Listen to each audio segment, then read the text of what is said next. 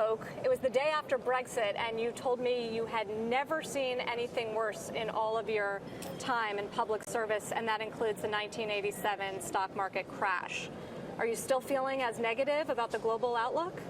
Well, it wasn't the global outlook I was concerned about, but I've never seen the system break down that badly. I mean, the structural breakdown that Brexit has done, if it spills over, as I was fearful it would, into, for example, Scotland trying to get another vote, or any number of things which would come disassociated. But so far, the British economy and Europe have remained resilient.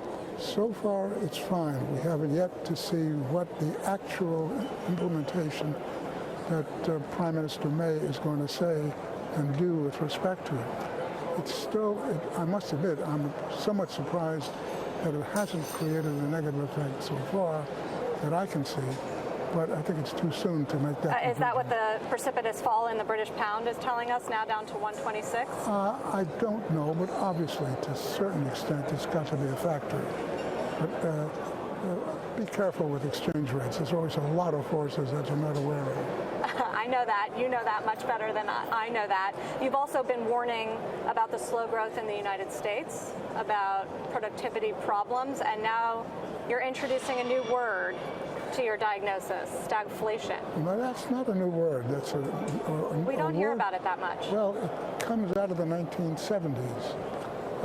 All the Keynesian models said it was impossible to have high unemployment and high inflation, or at least some partial unemployment. And in the 1970s, it did. And everyone scrambled for a new explanation, and that's where the term came from.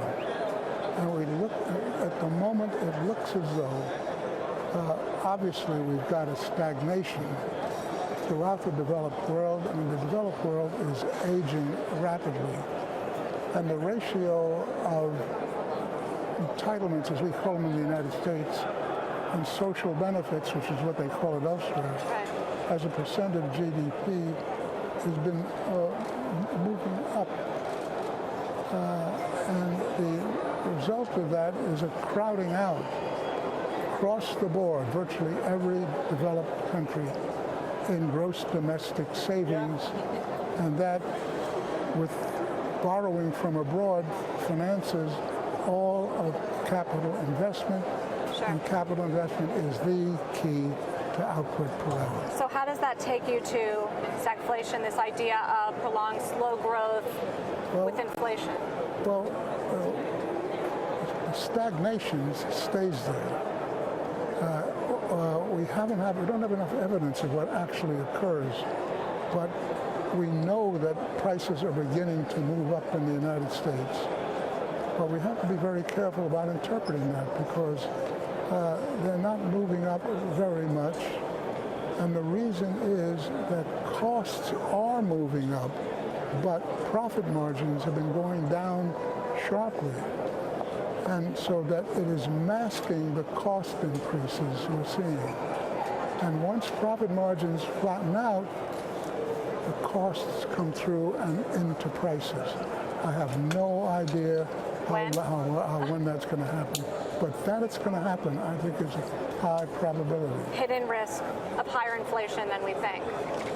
I think that once inflation starts, remember, we've got, at the end of the day, it's always what I call unit money supply, which determines the inflation rate. And that's been true for 100 years, more than 100 years, but not on a day-by-day basis.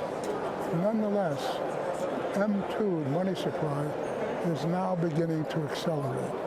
It was going up at a constant 6% annual rate for quite a while, and in the last 6 to 9 months, it's up to 8.5% to 9%. Now, those are the early signs of inflation.